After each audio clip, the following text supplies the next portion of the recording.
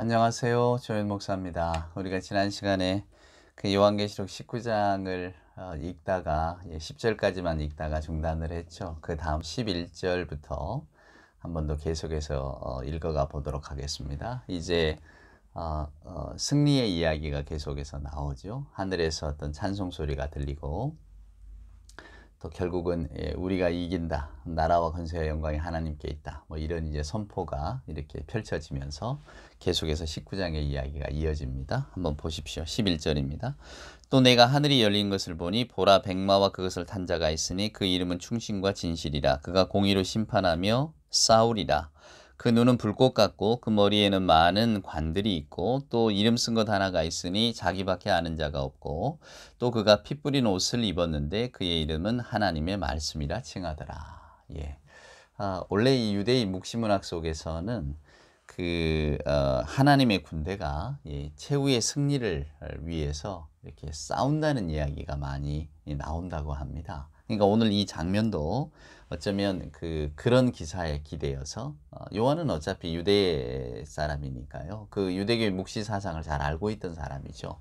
그래서 다시 한번 저와 여러분에게 환상을 통해서 본 것을 정리해 주고 있습니다. 자, 그러니까 마치 싸움처럼 묘사한다고 그래서 제가 늘 이야기했습니다만은 진짜로 이렇게 전투하고 싸운다 이렇게 보시면 안 돼요. 지금 이거는 영적인 상상에 관한 이야기니까.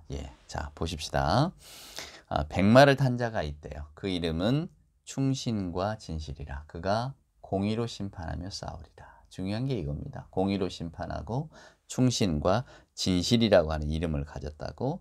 근데 자기밖에 아는 자가 없다고 하잖아요. 머리에는 많은 관들이 있고 이름을 쓴 것이 있는데 그럼 도대체 그 이름이 뭘까? 우리는 다 궁금해합니다. 근데 자기밖에 아는 자가 없다고 하니까 당연히 우리는 모르죠. 알 수가 없죠. 단지 그게 뭐 아마 야훼일 거야. 여호와 하나님 말입니다. 하나님의 이름일 거야. 뭐 이렇게 상상하죠. 우리가 뭐 빌립보서에 보면 우리 주님을 들어서 모든 이름이 뛰어난 이름이라고 말하잖아요. 그러니까 자기밖에 아는 자가 없는 이름이지만 그저 우리는 그 예수 이름일까? 하나님의 이름일까? 그냥 이렇게 추측만 할 뿐입니다. 자, 13절에 보면 피 뿌린 옷을 입었다 그래요. 여러분 이게 뭘까요? 피 뿌린 옷이라는 게. 그러니까 결국은 박해받는 자들의 그 피가 뿌려진 옷이라는 걸까요? 아니면 여기 이제 보면 막 포도주 틀을 밟듯이 심판할 때에 그러면 그 악인들의 피가 튄 것을 즉 심판자가 밟아버린 뭐 이런 거기에서 올라오는 피를 말할까요? 정확하게 우리는 알 수는 없어요. 그러나 분명한 것은 그것이 결국은 뭐 하나님의 복수는 이렇게 잔인할 거야. 다 그저 뭐 피 튀기게 피가 막 튀도록 갈갈이 찢어 놓을 거야. 뭐 이런 식으로 가는 것은 아니라고 하는 사실만은 여러분 기억하시기를 바라고요. 자, 14절에 보면 하늘에 있는 군대들이 희고 깨끗한 세마포 옷을 입고 백마를 타고 그를 따르더라. 희고 깨끗한 세마포, 백마 다 이게 하나님과 연관된 상징들입니다. 15절입니다. 그의 입에서 예리한 검이 나오니 그것으로 만국을 치겠고 친히 그들을 철장으로 다스리며 또 친히 하나님 곧 전능하신 이의 맹렬한 진노의 포도주 틀을 밟겠고 그 옷과 그 다리에 이름을 쓴 것이 있으니 만왕의 왕이요 만주의 주라 하였더라. 하나님의 심판이 마치 그저 백마를 타고 이렇게 싸워서 이기는 것처럼 그렇게 묘사가 되고 있습니다. 그러니까 거룩하신 분, 깨끗하고 공의하신 분, 그게 흰말과 깨끗한 세마포로 상징이 되고 또 그를 따르는 군대가 있었다는 것은 결국은 성도들이 그러하다는 것을 오늘 저와 여러분에게 들려주고 있는 거죠. 자, 17절 한번 보세요. 또 내가 보니 한 천사가 태양 안에 서서 공중에 나는 모든 새를 향하여 큰 음성으로 외쳐 이르되 와서 하나님의 큰 잔치에 모여 왕들의 살과 장군들의 살과 장사들의 살과 말들과 그것을 탄 자들의 살과 자유인들이나 종들이나 작은 자나 큰 자나 모든 자의 살을 먹으라 하더라. 새 환상이 나옵니다. 자, 한 천사가 태양 안에 서서 공중에 나는 모든 새들에게 이르되 저들의 살들을 쪼아 먹어라. 왕들, 뭐 장사하는 자들, 상인들, 뭐 큰 자나 작은 자나 모두 할 것 없이. 즉 하나님을 대적하는 모든 자들이 백마를 탄 자에 의해서 모두가 다 이렇게 진멸되었으니 죽어 넘어졌을 거 아닙니까? 모든 새들에게 그 살을 먹으라. 이렇게 말합니다.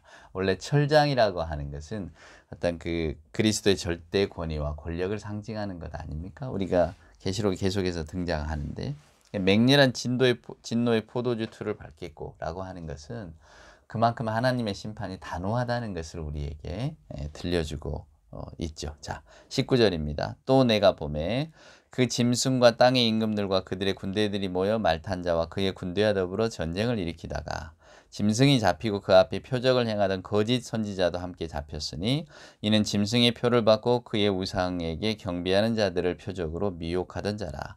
이 둘이 산채로 유황불 붙는 못에 던져지고. 자, 짐승이 잡혔대요. 또 거짓 선지자도 잡혔답니다. 예, 하나님을 대적하던 모든 세력들, 예, 그것이 정치적인 세력이든 군사적인 세력이든 또 하나님의 사람들을 미혹하던 거짓 예언자도 잡혔다 그 말이에요. 근데 그이들이 잡혀서 어떻게 합니까? 성경에 보면 유황불 붙는 못에 던져졌다. 우리가 성경을 보면 유황불 붙는 못이라고 하는 그 상징이 있습니다. 유황이라는 게 원래 타면 이 매캐한 냄새가 난다고 하네요. 그러니까 유황불못이라고 하는 것이 마치 지옥처럼 묘사되는데 계시록에서는 지옥이란 말이 안 나와요. 그냥 유황불못이란 말만 자꾸 나옵니다. 그러니까 유황이 타는 곳은 뜨겁고 예, 악취가 나고, 그러니까 마치 지옥도와 같다 이런 겁니다. 그러니까 이 세상의 모든 악의 세력을 거기에 집어넣는 것으로 하나님의 심판이 끝이 나는 거예요. 예, 특별히 마지막에 짐승과 거짓 예언자들까지 잡혀져서 이제 유황불못에 던져지는 것으로, 예, 그리고 모든 새가 이제 배불린다는 것은 그 어떤 그 처절함을 보여주는 거죠. 여러분 뭐 죽어 넘어진 시체를 새들이 쪼고 있다 한번 상상해 보세요. 처절하죠. 이렇게 그들의 끝은, 하나님을 대적하는 자들의 끝은 처참할 거예요 라고 하는 것을 우리에게 들려주고 있는 거죠. 상징입니다, 여러분. 진짜로 새들이 와서 이걸 쫓는다 그런 지옥도를 생각하지는 마세요. 자, 그 다음에 이제 20장 볼까? 이제 천년왕국이 나오는데 예, 저도 이것 때문에 우리가 신학 대학원 다닐 때에 한 학기 천년왕국에 대한 어떤 그 과제 또 중간 시험, 기말 시험 그런 기억이 납니다. 그래서 저희들 뭐 전천연설, 후천연설, 뭐 무천연설 막 이렇게 외우고 예, 뭐 다 해석자에 따라 다르니까요. 예, 여러분도 아마 그런 이야기를 많이 들어보셨을 텐데 저는 오늘 아주 간단 명료하게 설명을 좀 해드리려고 합니다. 한번 보십시오. 자, 20장입니다. 또 내가 보매 천사가 무저갱의 열쇠와 큰 사슬을 그의 손에 가지고 하늘로부터 내려와서, 자, 무저갱이라고 하는 게 아비소스라고 그랬잖아요. 밑을 모른다 그 말입니다. 큰 우물 같은데 그 밑을 알 수가 없어요. 너무 공포스럽죠. 근데 그 무저갱의 열쇠와 큰 사슬을 그의 손을 가지고 하늘로부터 내려와서 용을 잡으니 곧 옛 뱀이요 마귀요 사탄이라 잡아서 1000년 동안 결박하여 무저갱에 던져놓고 잠그고 그 위에 임봉하여 1000년이 차도록 다시는 만국을 미혹하지 못하게 하였는데 그 후에는 반드시 잠깐 노일이라. 예, 천년왕국의 시작입니다. 마저 읽고 설명을 드릴게요. 또 내가 보자들을 보니 거기 앉은 자들이 있어 심판하는 권세를 받았더라. 또 내가 보니 예수를 증언함과 하나님의 말씀 때문에 목배임을 당한 자들의 영혼들과 또 짐승과 그의 우상에게 경배하지 아니하고 그들의 이마와 손에 그의 표를 받지 아니한 자들이 살아서 그리스도와 더불어 1000년 동안 왕노릇하리니 그 나머지 죽은 자들은 그 1000년이 차기까지 살지 못하더라. 이는 첫째 부활이라. 이 첫째 부활에 참여하는 자들은 복이 있고 거룩하도다. 둘째 사망에 그들을 다스리는 권세가 없고 도리어 그들이 하나님과 그리스도의 제사장이 되어 1000년 동안 그리스도와 더불어 왕노릇하리라. 예.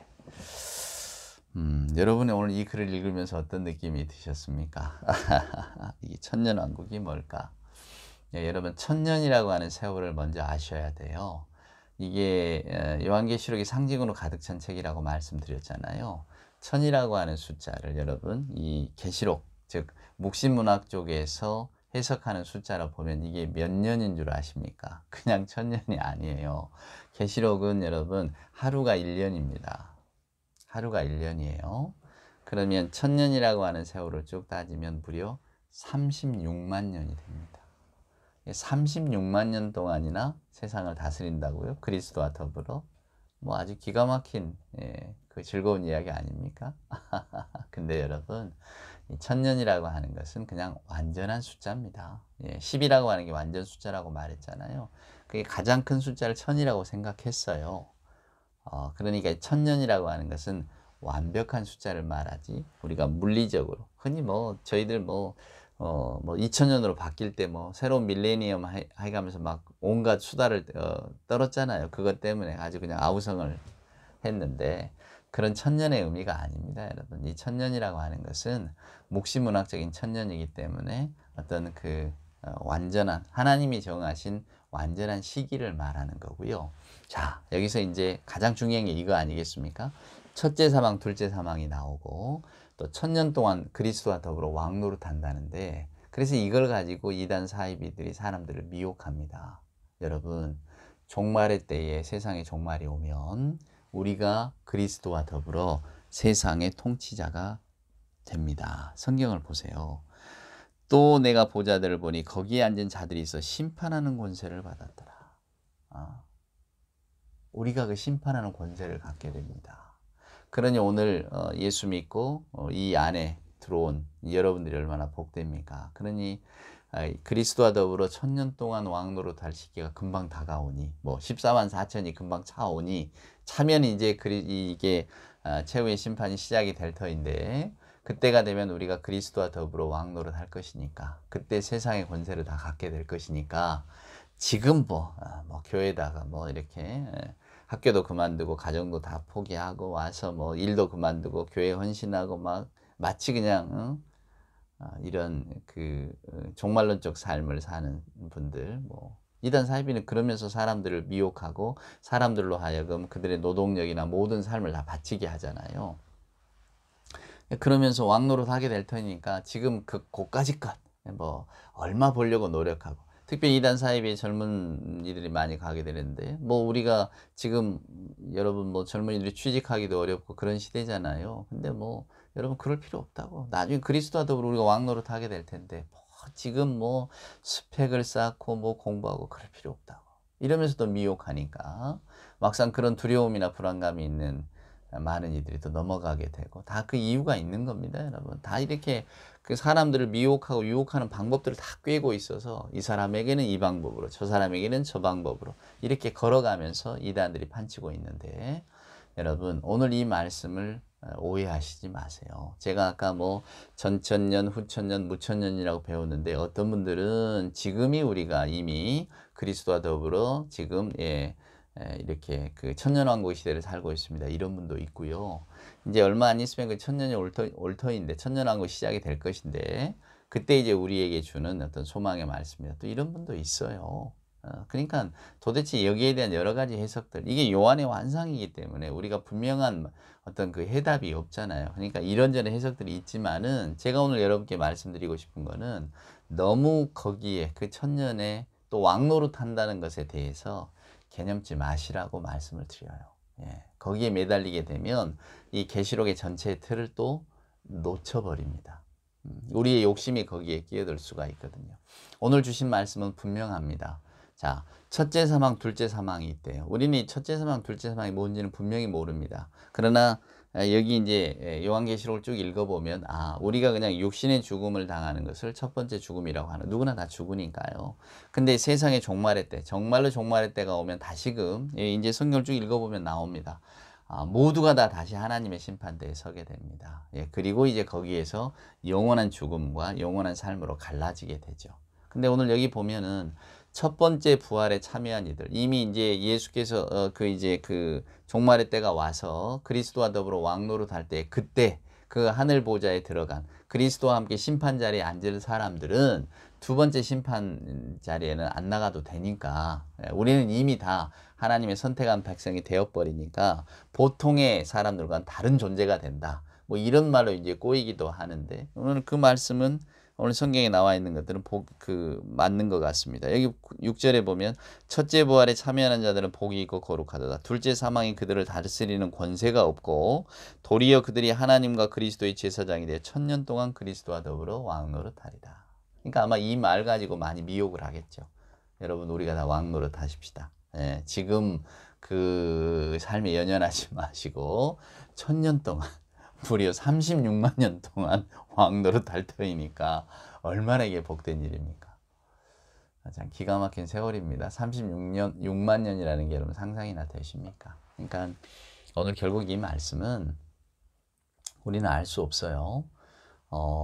그리스도와 더불어 1000년 동안 왕노릇 한다는 말이 무엇이고 또 오늘 2절 3절에 있지만은 옛뱀, 마귀요 사탄이요 용을 잡아서 1000년 동안 결박하여 무저갱에 넣고 잠그고 임봉하되 1000년이 차도록 다시는 만국을 미혹하지 못하게 했는데 그 후에는 또 잠깐 나오리라. 이것이 어떤 것을 의미하는지 우리는 분명히 알 수가 없습니다. 이제 그 다음에 보면 여기서 잠깐 나온 애들이 또 다 자기 세력들을 끌어모아서 최후의 전투를 한다 이렇게 나와 있는데요. 그것은 또 무엇을 의미하는지는 정확하게 알 도리가 없는 거죠. 요한이 우리에게 그것을 해석해서 들려주지 않는 이상에 우리가 어떻게 알겠습니까? 단지 우리는 세상의 종말이 오기 전, 즉 하나님께서 인간의 역사에 개입하시기 전에 뭔가 분명히 하나님을 믿는 신앙인들과 그렇지 아니하는 자들과 치열한 영적인 전쟁이 벌어지게 될 것이고 그 전쟁은 마치 우리가 그냥 그 물리적인 전투 막 찌르고 뭐 맞고 이런 건 아니지만 마치 그런 것과 같이 치열하게 전개가 될 것입니다. 그것을 주도하는 세력이 있고 옛뱀, 용이 있고 그 세력들이 다 자기들 세력을 끌어모아서 하나님의 어떤 우리가 하나님을 믿는 신앙과 대적하게 될 것입니다. 라고 하는 것을 우리에게 보여주고 있죠. 그렇지만 결국은 하나님의 세계가 승리합니다. 라고 하는 것을 증언하는 것입니다. 그러니까 여러분도 아마 요한계시록을 들으면서 맞아 20장에 뭐 전천년, 무천년, 후천년 나는 이걸 꼭 알고 말 거야. 이런 만약에 그런 소망을 갖고 오셨다면 제가 별로 이렇게 말씀드릴 이렇게 설명이 없네요. 만약에 전천년설주의자들은 이렇게 말합니다. 후천년설주의자들은 이렇게 말합니다. 무천년설은 어떤 겁니다. 이렇게 신학적으로 설명은 얼마든지 드릴 수가 있지만은 그것이 우리의 신앙에는 크게 여러분 뭐 유익이 되거나 도움이 되는 것은 아닌 것 같아요. 왜냐하면 분명치 않은 사실들을 서로 어떤 신학적인 주제를 가지고 설명하는 것이 뭐가 유익이 되겠습니까? 실제로 제가 군종 목사는 다 각각 오잖아요. 교단들이 다 다르잖아요. 저는 장로교지만 뭐 감리교도 오고 성결교도 오고 다 오는데요. 요 20장 해석이 다르더라고요, 정말로. 누구는 전천년, 누구는 후천년, 누구는 무천년. 각 교단에서 가르치는 게 달라요. 그건 뭘 의미할까요? 그것은 몰라도 된다 이야기입니다. 각 교단들이 달리 가르치는 건 몰라도 그냥 우리가 이런 일들이 있겠구나 라고 하는 것을 그냥 알고 계시면 됩니다. 자, 한번 보세요. 이제 7절 보세요. 1000년이 참에 사탄이 그 옥에서 놓여 나와서 땅의 사방 백성 곧 곡과 마곡을 미혹하고 모아 싸움을 붙이리니 그 수가 바다의 모래 같으니라. 이런 곡과 마곡은 구약에도 늘 나오는 말입니다. 항상 여기에 모여서 하나님과 어떤 사단은 공격적인 기회를 노려서 하나님과 전투를 하죠. 그게 곡과 마곡으로 지금 이렇게 보여집니다. 설명이 됩니다. 바다의 모래같이 많을 거래요. 자, 9절입니다. 그들이 지면에 널리 퍼져 성도들의 진과 사랑하시는 성을 두르매 하늘에서 불이 내려와 그들을 태워버리고 또 그들을 미혹하는 마귀가 불과 유황못에 던져지니 거기는 그 짐승과 거짓 선지자도 있어 세세토록 밤낮 괴로움을 받으리라. 결국 최후의 전쟁에서는 주께서 승리하시게 된다 그 말입니다. 그리고 그들은 이 세세토록 이제는 원래 여러분 지옥의 고통이 죽지 못하는 거잖아요. 세세토록 괴로움을 받게 된다라고 하는 것을 우리에게 들려주고 있죠. 자, 최후의 심판을 한번 볼까요? 11장 11절. 또 내가 크고 흰 보좌와 그 위에 앉으신 이를 보니 땅과 하늘이 그 앞에서 피하여 간데 없더라. 또 내가 보니 죽은 자들이 큰 자나 작은 자나 그 보좌 앞에 서 있는데 책들이 펴 있고 다른 책이 펴졌으니 곧 생명책이라. 죽은 자들이 자기 행위를 따라 책들에 기록된 대로 심판을 받으니 바다가 그 가운데서 죽은 자들을 내주고 또 사망과 음부도 그 가운데서 죽은 자들을 내주매 각 사람이 자기 행위대로 심판을 받고 사망과 음부도 불못에 던져지니 이것은 둘째 사망 곧 불못이라. 누구든지 생명책에 기록되지 못한 자는 불못에 던져지더라. 예, 이제 그 둘째 사망에 대한 두 번째 부활에 대한 이야기를 하고 있습니다. 분명히 이게 유대 묵시문학에서는 가지고 있는 생각인데요. 오늘 요한도 그런 믿음과 그런 생각을 갖고 있었을 것입니다. 그러니까 오늘 이 두 번째 부활이라고 하는 것은 결국은 전체적이고 개인적인 부활이 되는 거죠. 예, 첫째 부활이라고 하는 것은 어떤 특수한 부활이라고나 할까요? 예, 우리가 여기에 대해서 정확한 그 의미는 알 수 없습니다. 단지 죽은 자들도 여러분, 예, 최후의 심판 때는 다 다시금 하나님의 심판대 앞에 서게 된다는 것, 이게 분명한 사실이고요. 그 다음에 생명책에 기록되지 아니한 자는 영원히 불못에 던져지리라. 그때 이제 뭐 생명책이 뭐냐 또 이런 이야기가 나오게 되지 않겠습니까? 근데 여러분, 예수를 그리스도로 고백하는 분들은 다 생명책에 기록된 분이라고 여기시면 됩니다. 이 지옥불의 고통에 대해서 여러분 너무 고민하지 마시기를 바랍니다. 천년왕국, 두 번째 사망 다 중요합니다. 다 우리의 호기심을 자극하는 어떤 단어들이고 어떤 그런 개념들인데 우리가 여기에만 그냥 집중하다 보면 뭐 나는 생명책에 기록됐네 못 됐네 또 심지어는 뭐 생명책에 뭐 지워버리네 어쨌든 뭐 이런 뭐 예, 말도 안 되는 어떤 말까지 하는 분도 있으니까 저희가 뭐 할 말은 없습니다만은 하나님의 생명책이라고 하는 것은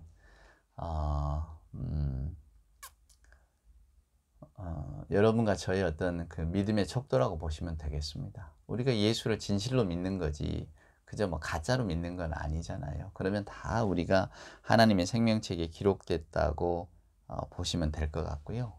그 다음에 이제 뭐 성경은 여러분 계시록을 읽어보면 첫째 사망 이런 이야기는 잘 나오질 않아요. 계시록에는 그런 말 자체가 등장하지 않는데 단지 이제 두 번째 부활에 대한 이야기가 이렇게 나오기 때문에 저와 여러분이 이제 그 말에 마음을 두는 거죠. 두 번째 부활은 과연 뭘까? 근데 분명한 것은 최후의 심판날에는 이미 죽은 자들도 다 다시금 하나님의 심판대 앞에 서서 그들이 과연 이 땅에서 어떻게 살았는가, 또 어떤 모습으로 하나님 앞에 어떤 믿음을 갖고 있는가에 대한 한 번 더 하나님의 심판을 받게 될 것이다 라고 하는 것을 우리에게 분명하게 들려주고 있다는 사실만은 기억하시면 되겠습니다.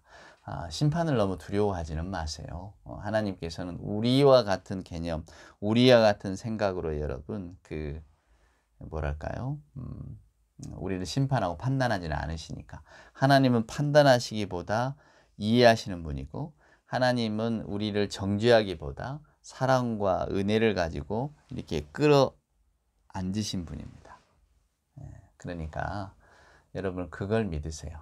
죽은 자가 심판받는다는 생각은 구약의 외경이나 또 다른 어떤 유대 전승 속에서는 많이 등장하는 것이니까 그래서 그것을 요한은 둘째 사망, 둘째 심판 이렇게 표현하는 것 같은데 오늘 여기 보면 사망도 음부도 불못에 던져진다고 돼 있잖아요. 이게 어떤 장수적 개념보다는 사망이나 음부도 어떤 그 인격적으로 이렇게 묘사가 되고 있구나 이런 정도로만 그냥 생각하시면 되겠습니다. 마지막으로 한 번 더 말씀드리는 건 생명책에 기록되지 못한 것 여러분 분명히 각자 행위에 따라서 보응을 받는다고 말합니다. 근데 그 행위라고 하는 것이 우리가 어떤 그 작은 도덕적으로 잘못한 거 뭔가 좀 이기적이었던 거 이런 것이 아니라 그냥 하나님 안에서 우리가 얼마나 신실한 마음을 갖고 살았는가 이 정도만 기억하시고 정말로 하나님 안에서 진실한 믿음을 갖기 위해서 애써야 된다. 이런 말씀으로 들으시면 되겠습니다. 자, 오늘 제가 뭐 천년왕국에 대한 이야기, 또 둘째 사망에 대한 이야기를 드렸습니다만은 아마 여러분도 뭐 이게 뭐야? 좀 더 자세히 설명해 주시지. 아마 이렇게 생각하실지도 모르겠습니다만은 그러나 여기에 대한 분명한 해석은 없어요. 그래서 이 계시록 이단이 많이 나오는 겁니다. 여러분들도 그 하나님의 최후의 심판, 그 분명하고 엄정하게 이루어지는 그럼에도 불구하고 끝까지 또 하나님을 대적하는 세력들은 싸우게 될 것이고, 그러나 하나님은 승리하게 될 겁니다. 그리고 하나님께서는 그 믿음에 따라서, 저와 여러분이 하나님 안에 바쳤던 그 믿음에 따라서 분명하게 우리에게 큰 은혜를 베풀어 주실 겁니다. 이것만 기억하시면 되겠습니다. 예, 21장에서 다시 만나도록 하겠습니다. 고맙습니다.